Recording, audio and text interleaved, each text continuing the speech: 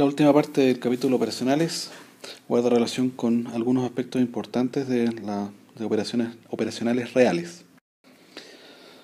Esos aspectos son los que se ven aquí: el producto ganancia ancho banda, que tiene un valor finito, el slew rate, la saturación, el offset de entrada y las corrientes de polarización de entrada. Vamos a ver en esta parte, en este video, cada una de estas características que hacen que el operacional se aleje de lo ideal. Partamos con el producto ganancia ancho banda.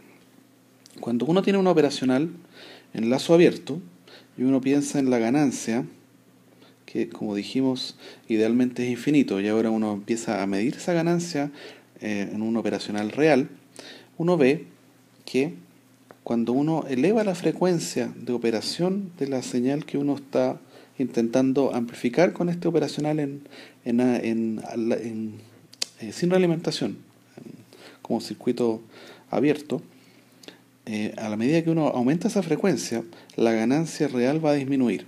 Y esta curva azul representa lo que pasa. Como ustedes pueden imaginarse, esta es una operación que está dominada por un polo que produce esta frecuencia de corte, que es donde empieza a atenuarse la ganancia que, como sabíamos antes, era idealmente infinita para todas las frecuencias. En realidad no ocurre eso, ¿ya? Entonces podemos modelar la ganancia del operacional real en frecuencias como ese sistema con un polo. Y lo que podemos hacer para simplificar un poco el problema es hacer una aproximación que se ve inmediatamente entre estas dos expresiones.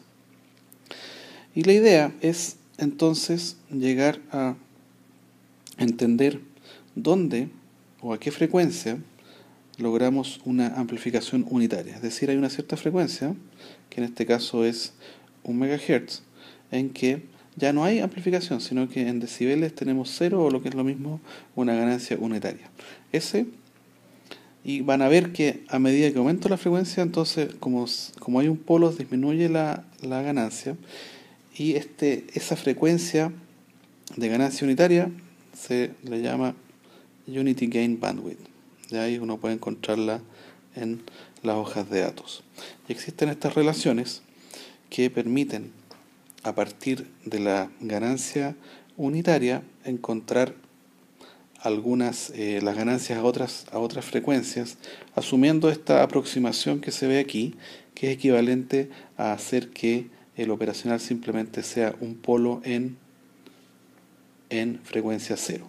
Se dan cuenta, en general, esta frecuencia en que empieza a existir la atenuación sin realimentación es muy cercano a cero.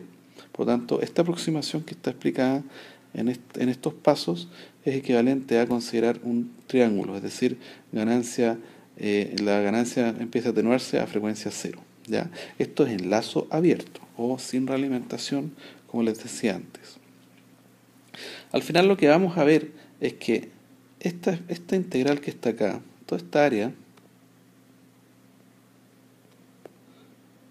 es la que el producto ganancia ancho banda va a tratar de mantener. Si bien cuando hagamos realimentación, esta ganancia va a disminuir, sí vamos a lograr que aumente se desplace hacia la derecha la frecuencia de corte, es decir, vamos a tener una pasabanda o una ganancia constante a frecuencias más altas.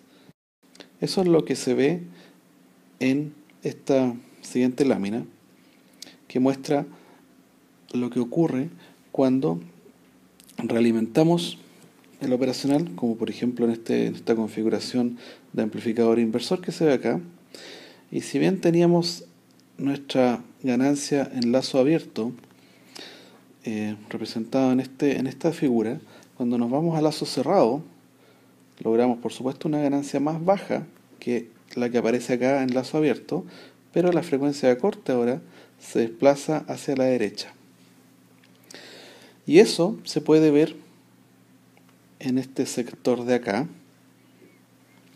que es el desarrollo matemático que permite encontrar la frecuencia de corte del filtro pasabajo equivalente cuando uno utiliza una ganancia, un sistema de enlazo cerrado, y la ganancia entonces está definida por las resistencias.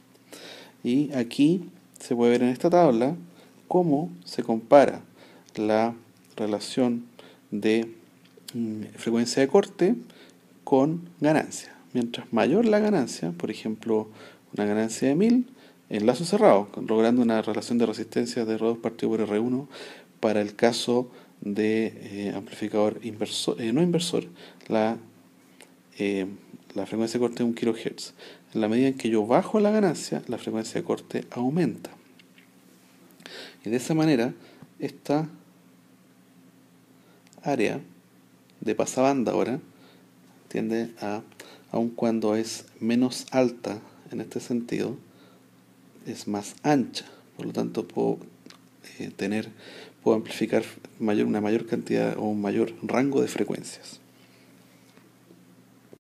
Entonces decimos que la relación de ganancia por ancho de banda se mantiene. Otra de las características de los amplificadores reales, que ya es la única que hemos tocado con bastante frecuencia, es el tema de la saturación. Cuando nuestra ganancia nos indica matemáticamente que vamos a llegar a más o menos 15 volts, por ejemplo, los rieles están por debajo de la alimentación, en este caso más o menos 13 volts, porque este operacional fue alimentado con más o menos 15. ¿Ya? Y nunca vamos a lograr entregar en este punto, en este nodo, un voltaje mayor a 15. Así que siempre esto va a estar entre los rieles y la alimentación también. El slew rate es otra característica muy importante que está relacionado con el tema de las frecuencias, que limita la operación del operacional real, lo separa lo ideal. Cuando tenemos frecuencias o señales que cambian muy rápido de voltaje, por ejemplo, esta señal en negro, la señal en negro estamos viendo que tiene una pendiente alta, entonces en un determinado lapso de tiempo logra un cambio de voltaje muy grande. Si eso supera el slew rate, que es la capacidad máxima de cambio del voltaje de salida en el tiempo, entonces ocurre esta diferencia y el operacional simplemente no entrega una salida que sea un fiel reflejo de la entrada. Ese slew rate está definido como la pendiente máxima en el tiempo que es capaz de entregar el operacional. Si bien teóricamente la salida debería ser la línea negra, siguiendo fielmente a la entrada que tiene la misma frecuencia, en la práctica esto está limitado por características físicas. Imagínense un capacitor que no se va a cargar más rápido que una cierta pendiente, y eso limita la operación, y por lo tanto la señal de salida, que es la que vemos acá, queda distorsionada. Ya no es una sinusoide, que tiende a ser una señal triangular en este caso. Una operación no lineal que está definida por el slew rate. Otro caso. En el operacional real no existe dos entradas perfectamente equilibradas. Cuando dos voltajes son exactamente iguales en la entrada, aún así el operacional en lazo abierto va a saturarse un lado. ¿Cómo se modela esto? Es con lo que aparece en este gráfico, que es muy explicativo. Cuando el voltaje, la diferencia de voltaje entre las dos entradas pasa por algún valor, esa diferencia, entonces existe el cambio de saturación entre menos riel y más riel en la salida, ¿ya? Y ese cruce por cero de esa diferencia de voltaje no pasa en este punto, no ocurre en el origen del gráfico, sino que en un voltaje cercano. Esto está en milivolts y ocurre cercano al origen, pero no exactamente. Esa pequeña diferencia es el voltaje del nivel de entrada, que se puede modelar como esta fuente que queda en serie con un operacional ideal y que es el que realmente se ofrece en la entrada diferencial. ¿Cómo se puede arreglar ese problema?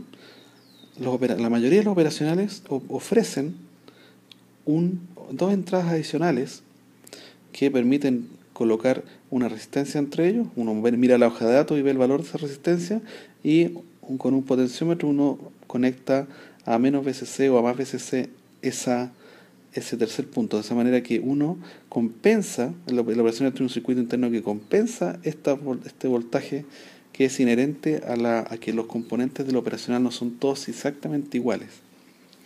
O bien uno elimina la componente de C y uno puede colocar un capacitor, entonces esto simplemente se acopla por AC. Esta solución es mucho más elegante y permite manejar circuitos con voltajes con señal DC también.